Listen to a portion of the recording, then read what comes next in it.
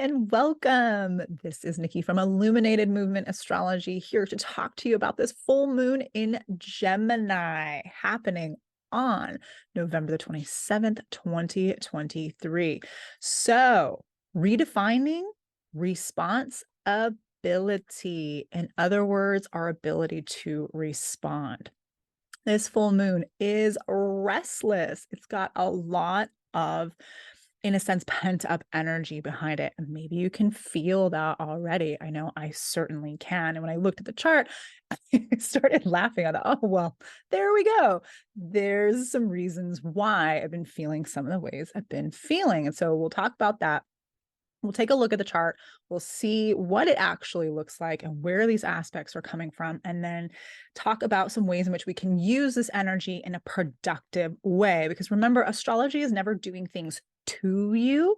It's reflecting energies that are happening in your life and in the experiences that you're having. And it's also pulling experiences towards you that you need for your own personal growth, but it's not making anything happen to you. Really important distinction there. So, Sun in Sagittarius, it's at 7 degrees of our lovely Sag. And what's Sag about?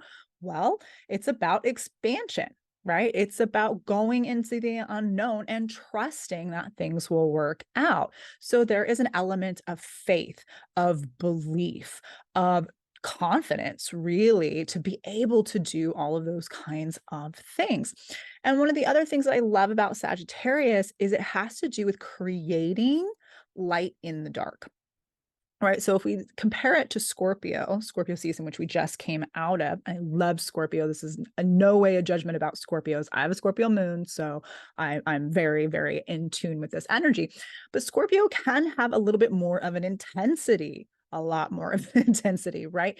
And Scorpio is unafraid at its highest expression to go into places that are dark, that are dangerous, that are in some way like yucky, like we don't want to look at it, right? We don't want to deal with it. Well, Scorpio has a tremendous amount of courage. And so once we've moved through Scorpio and we're back into Sagittarius, we have this optimism that came from the journey of going into the darkness, going into the underground, going into our shadow, whatever it is that resonates for you, and having the optimism that we came out on the other side and there is a light at the end of the tunnel. And in the Northern Hemisphere, this also correlates to the time of year when we need to create more lights, candles, fireplaces, twinkly lights, right? Sparklers, because we're also doing a lot of celebration. And again, at its highest perspective, it's pulling in, it's gathering together, it's socializing, bringing groups together in order to reflect on having the faith that we made it, right? And that there will be another tomorrow. So Sagittarius, all that big energy, so much wanting to be free, wanting to move around, not wanting to be pent up and pent in, right? Sagittarius, the archer, wants to go and explore. Whatever that means, higher wisdom, new ways of doing things, travel, other cultures, other perspectives. That's all within the realm of Sagittarius. Now, its challenges can be things like being too overconfident to the point of being arrogant or being careless or having such a wild imagination that in some ways there's maybe a little bit of tall tales being told, maybe not really so concerned with the details of the truth, right? It's like that story of fishermen, and every time they come back, it's like the fish was this big, but now it's this big, but now it's like all the way out of frame, right? And now it's some huge mythic proportion tale of struggle of overcoming, right? So that's all Sagittarius, and that's all well and good, except when it can be a little bit damaging, especially if it gets into zealousness, self-righteousness, or even outright lying, right? That's not great. So things to watch out for on that Sagittarius axis, right? And then on the other side of that, we've got the moon in Gemini. Gemini having to do with dualistic perspectives, right? in a sense, looking at one side and the other, being curious, asking questions, wanting to know more. Both of these signs are immutable. And so they want to share, they want to disseminate things, they want to move about in a relating kind of way. It's really important. Okay. So all of that is happening, and we've got all this movement. We've got Mars in Sagittarius, we've got Mercury in Sagittarius, which would be the ruler of the moon, right? Be looking over this energy, all of that stuff wanting to go, go, go, go, go, right? Put the pedal to the metal and let's just do it. And it runs smack into a square with our friend Saturn. Saturn, I love Saturn. I'm redefining my relationship with Saturn over the past few years. So I feel like Saturn doesn't always get the most fair treatment, or at least, any expression of fun. Maybe that's well deserved. But before Uranus was discovered, Saturn was the furthest out limit, right? And it was the craziest planet. It was the most unique planet with all those colors and the rings around it. It was like, wow, there's nothing like it. So Saturn is not just the planet of stodgy, wet blanket, fun ruining, punishment, disciplinary, like the people who shut you down from having any fun, like when you were in school or life in general, maybe. It's not just that. It is that in a lot of ways, but it's not just that. There's a freedom in discipline, and we'll talk about that a little bit more when I look at the chart. There's a freedom in having some structure, because if there's no structure, it's chaos. And chaos isn't a bad thing, right? We need chaos. We need things to come kind of out of the primordial soup, to come out of creation in a way that we can experience it, right? Saturn can crystallize it so that we interact with it. So really important balance there between chaos and structure. And on the flip side of that, of course, too much structure, there's no change. Everything's very like heavy and bogged down. It doesn't feel good, right? Kind of an oversimplified way. So all of those things are really important. The other piece is having freedom really does come from also having some boundaries. And Saturn represents boundaries. It represents the boundaries of the planets that we can see with our naked eye. And yes, I know sometimes you can see Uranus with the naked eye. It was discovered long before it was discovered, and that had to do more with the astronomer who discovered it not wanting to lose his head in a very literal sense by introducing a new planet to the mix. It was dangerous at that time.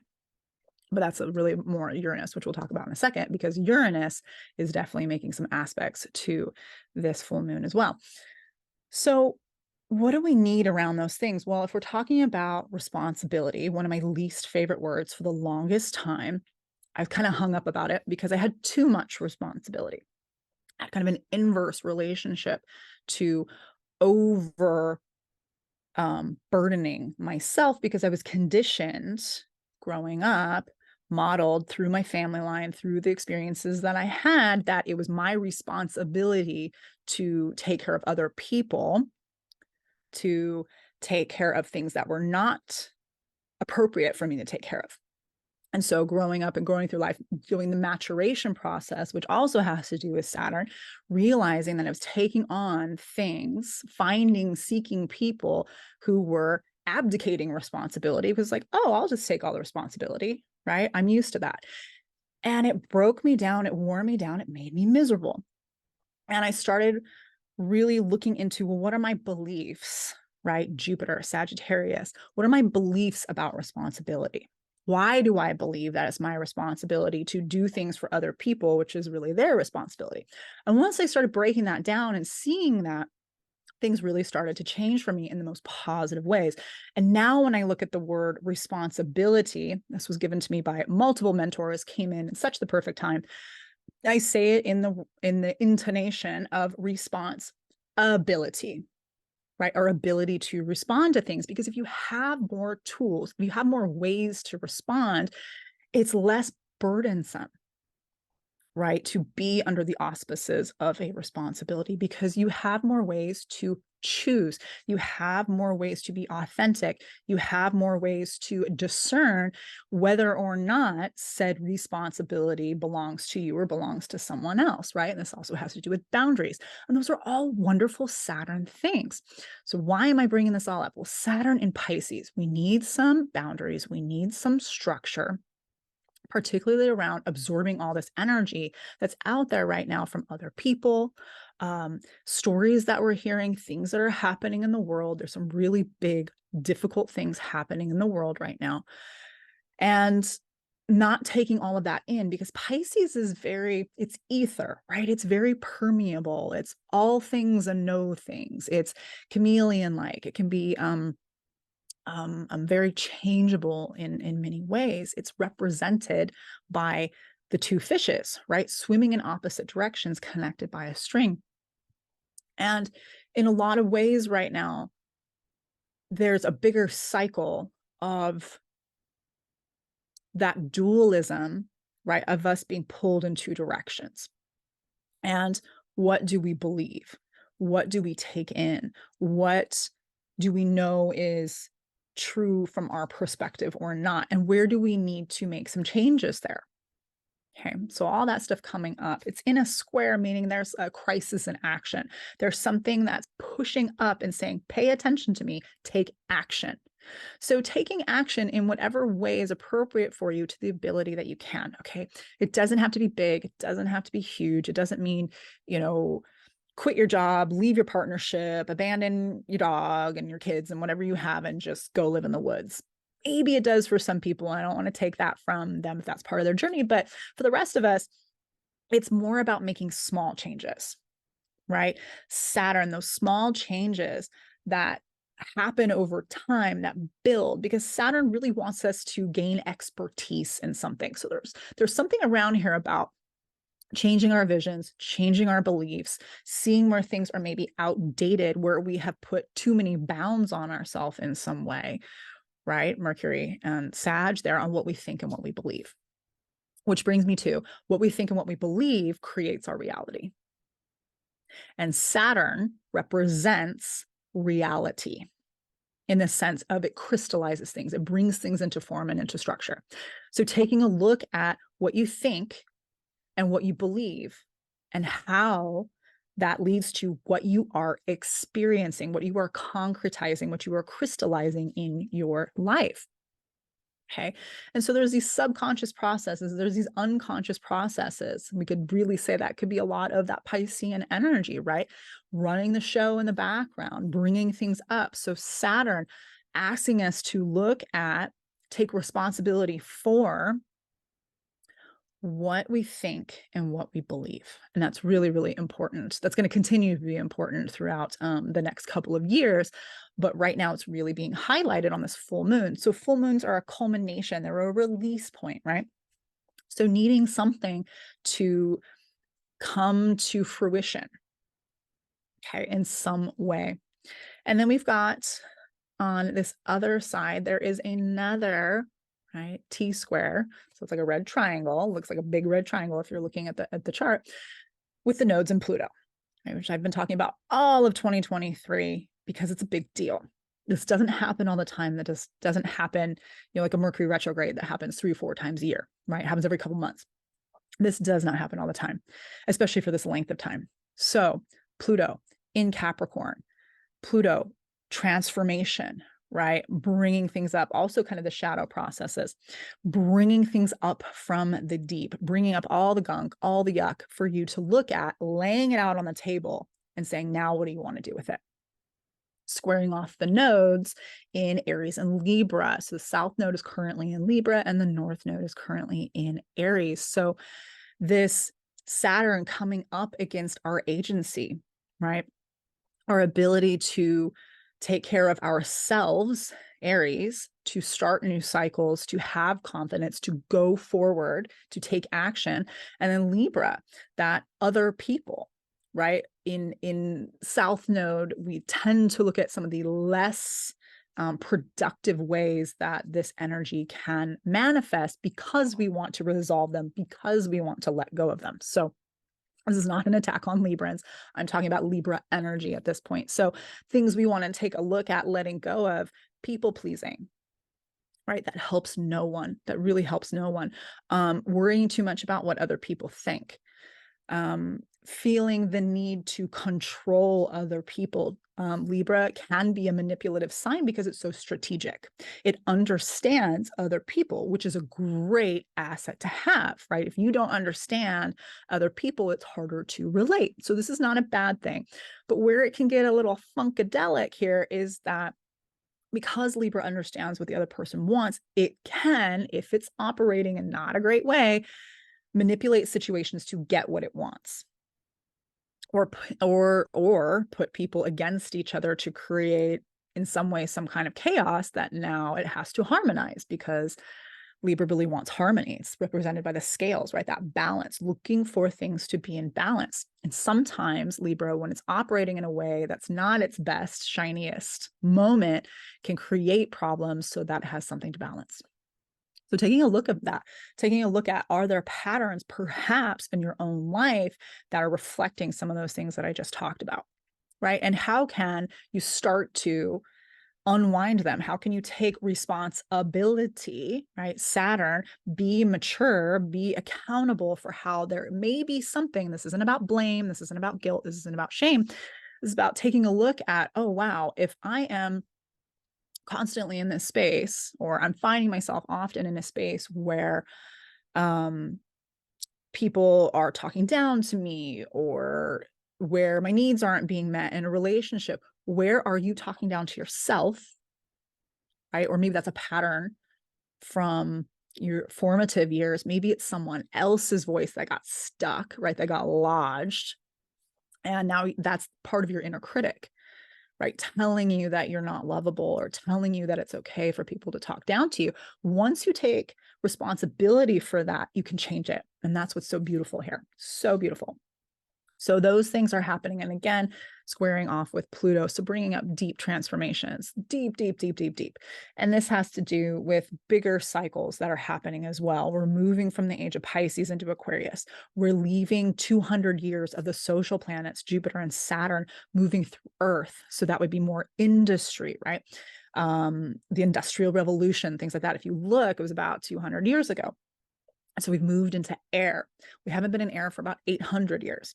We're closing out cycles with Neptune and Saturn moving through Pisces. Pisces is the last sign of the zodiac. It will start a new cycle that we haven't seen, them both being at 0 Aries for thousands and thousands of years. I don't have an exact date because I'm not super great at doing the Gregorian and Julian calendar changes and all the calendars that changed for a while towards the beginning of the Piscean age. But what we are seeing is we're seeing a convergence of all of these cycles closing and ending, and new things beginning concurrently. And that's part of why everything feels so chaotic. Everything feels so heavy. Everything is feeling so restless. Everything is feeling like, oh my gosh, right?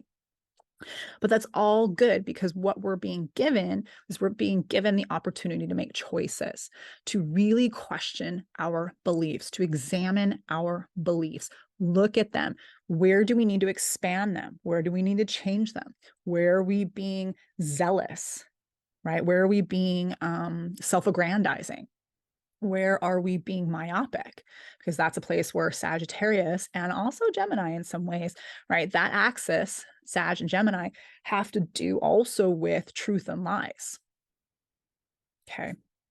So where are the con artists in this? Where have we been conned? Where are we conning ourselves? Okay. All of this happening. So big, big, big energies there. Probably should pull up the chart. I haven't done that yet. Sorry.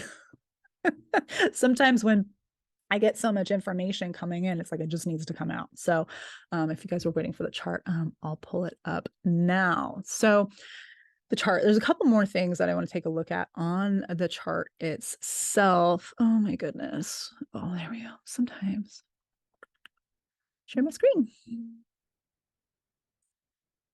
So taking a look at our chart friend here. So here's the moon that I mentioned earlier in our friend Gemini. The sun, of course, conjunct with Mars, really wanting to take action, really wanting to move, really wanting to do that pedal to the metal I was talking about earlier, squaring off with Saturn, which has moved all the way back to the beginning of Pisces, right? Forming this triangle energy here called a T-square. So where's the release point? Saturn. That's why I've been talking so much about Saturn. Saturn needs to be paid attention to here. It's the apex of the triangle. So again, going back, redefining, taking a look at, questioning, maybe needing to expand what you think, Gemini, right? And Mercury, because Mercury is in charge of Gemini. It's currently in Sagittarius, right? And what you believe. So that would be Sagittarius. And the planet that looks after Sagittarius is our friend Jupiter, currently sitting in Taurus. So Jupiter in Taurus here, kind of taking a practical look at certain things, the way we make money, how we feel optimistic, and all of those things are well and good, but the piece that really strikes me here is looking at what we believe, right? Sag, what we think, Gemini, creates our reality, right? That Saturn moment. Okay. And those planets, right? Again, Mercury, what we think, Jupiter, what we believe, Saturn creating our reality, needing to take a look at that. And if we're looking at Jupiter in the sign of Taurus, one of the things that Taurus has to do with is our incarnation in a physical body, our experience of life in 3D life, which is not a bad thing. All this spiritual hype about like, oh my gosh, leave the 3D behind. Well, you can't totally, because we live in 3D. Earth is a 3D planet. So we can't totally leave it. We need to understand how to interact with our environment. And that's really, really important. Okay. So as we're moving through 4D, 5D consciousness, we're bringing all of those things down, right? Jupiter, higher truth. We're bringing those things back down to Earth and embodying them in the 3D physical realm.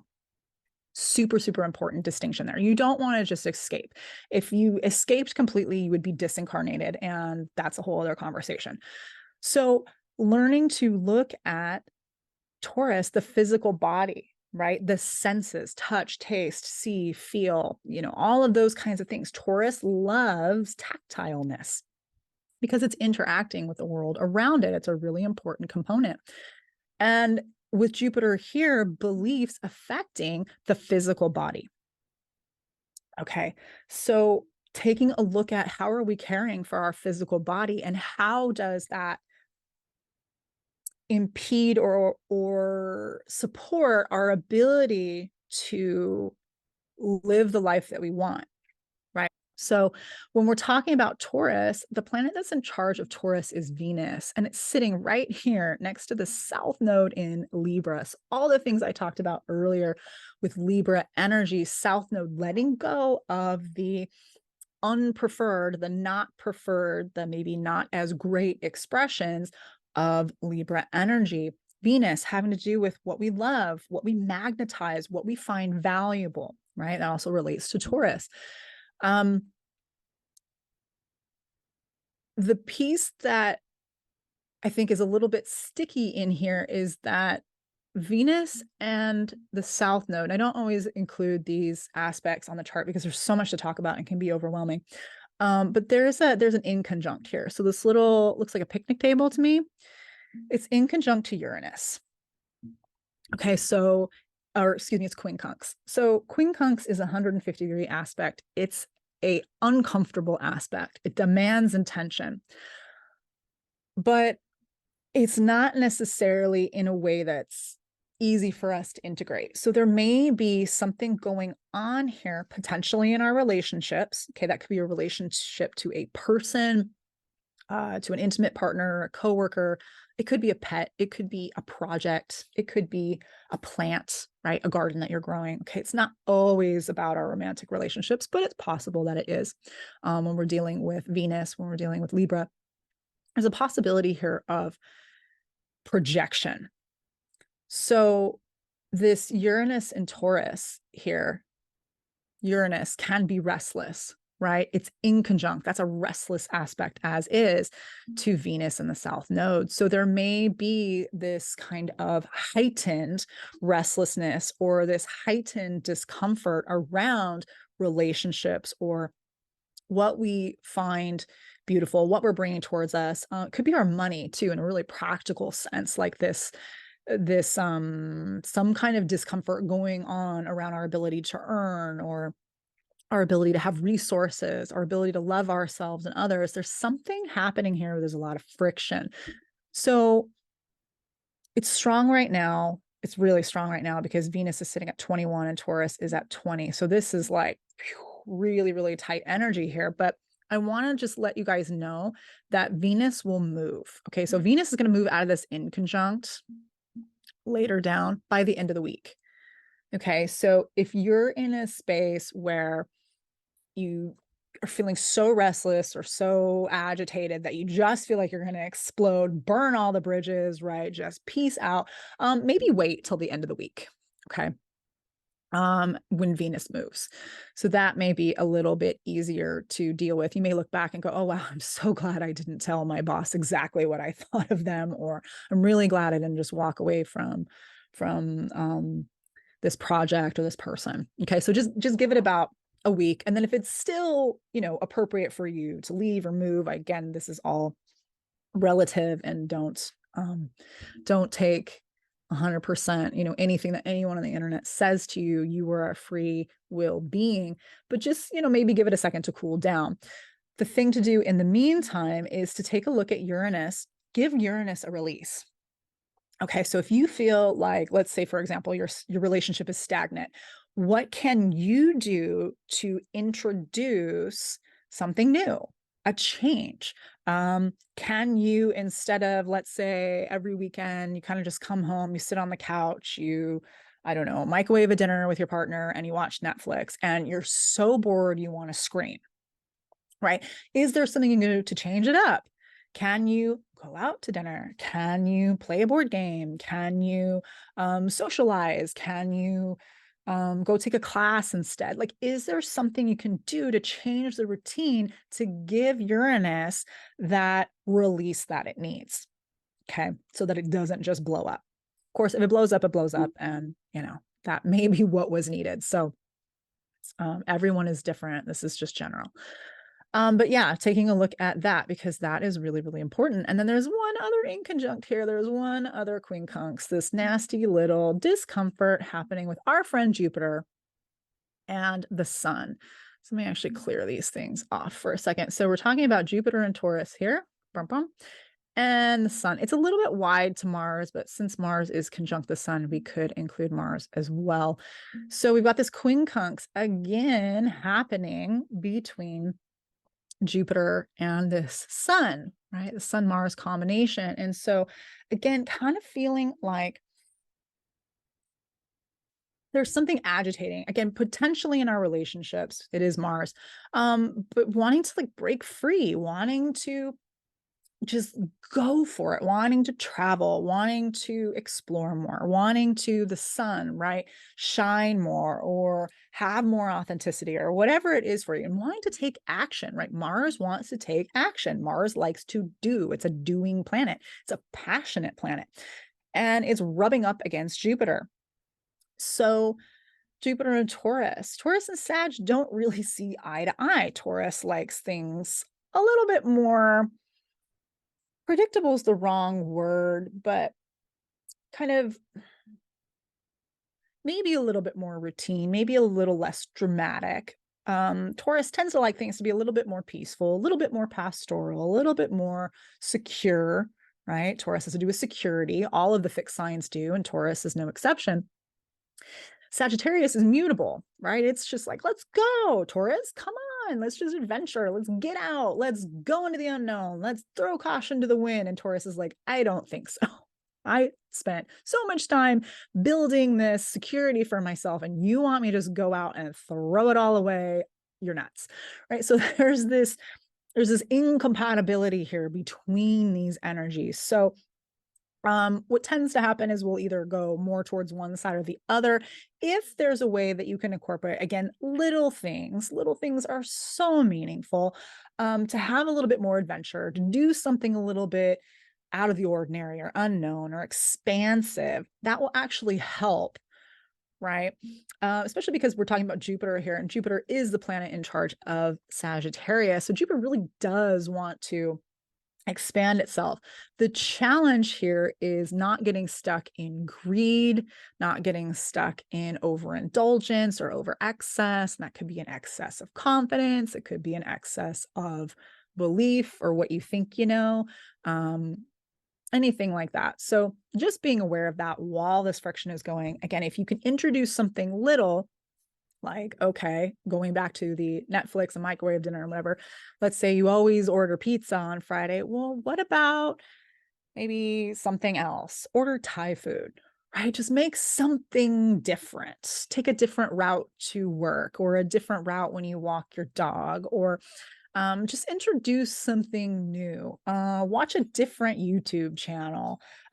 Pick a movie genre that you don't normally like. Maybe watch a foreign show, right? Something from another country.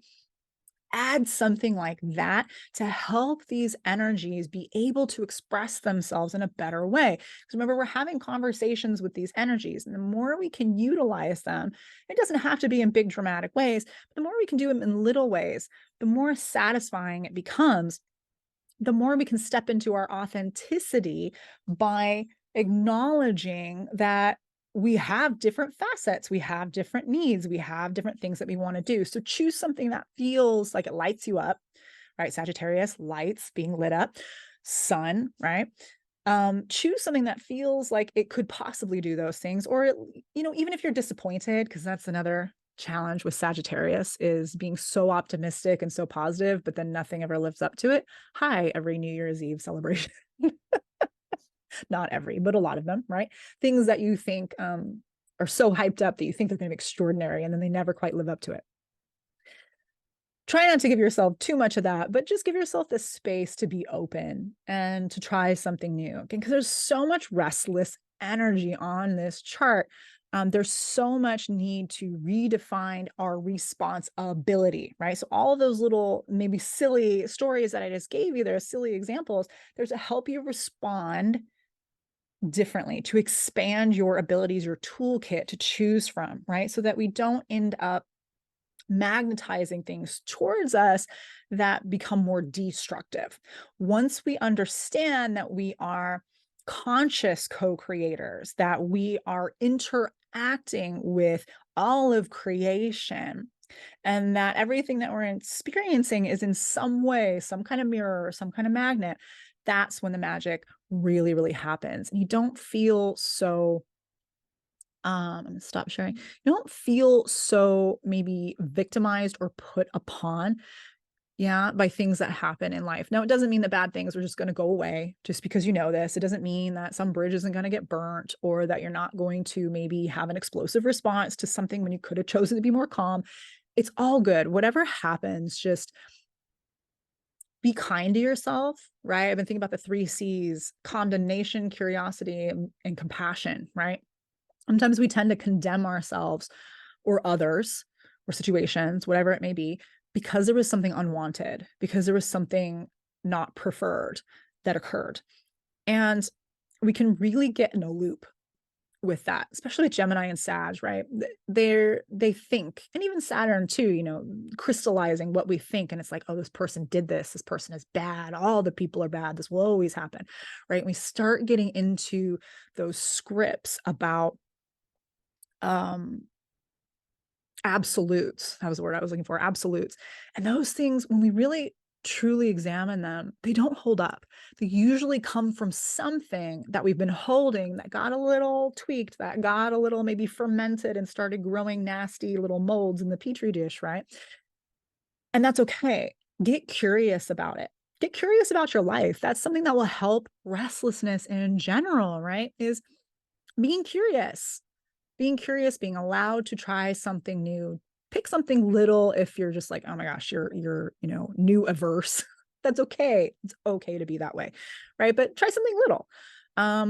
If you're not new averse, avoid going overboard right now if you can. Again, that's a different definition for everyone. So maybe ordering Thai food is overboard for you. I don't know.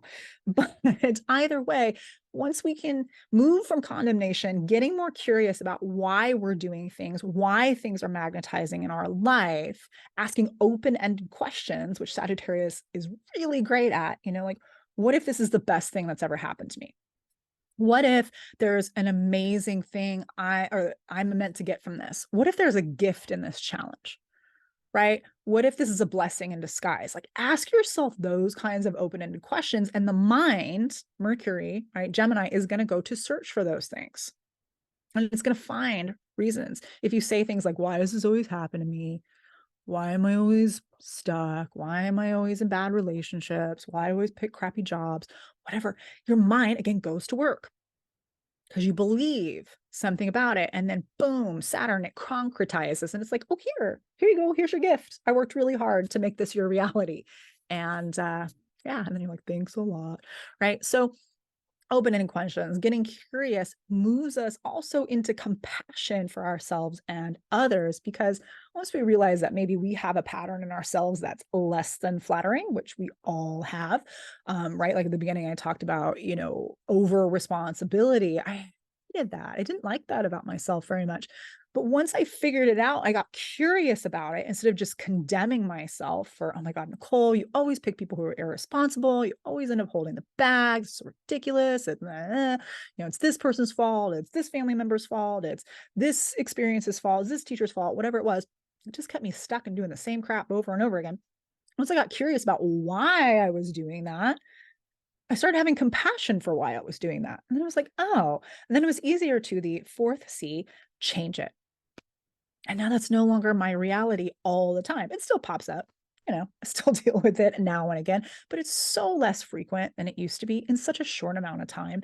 So that's a lot for this full moon, but I hope that was helpful. It's always my goal to give you tools and give you things that you can actually use, and to be able to look at the chart and understand what we're talking about and why. So you don't feel victimized by what's happening. You don't get stuck in these old astrology patterns that are like, well, this means this, and we're predicting this, and it'll just That's great. And, I'm not trying to make judgments about anybody who's working in that way, but there's also another way to work. And I really truly believe that we are moving into an expansive time in humanity, and that we're really being asked to choose what we want.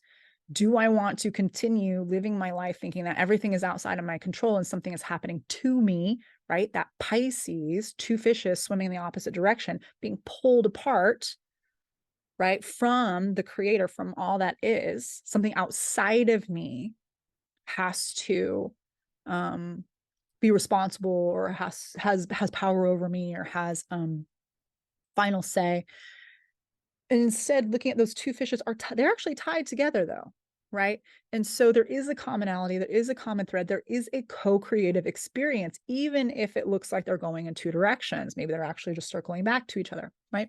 So being able to take a look at those things in a new way, hopefully giving you some tools to demystify this thing that is astrology and the cosmic language, and to be able to bring it down and embody it in your life. So no matter where you are, thank you so much for listening to this. Thank you for subscribing. Thank you for all your comments. I do read them. I do respond to them.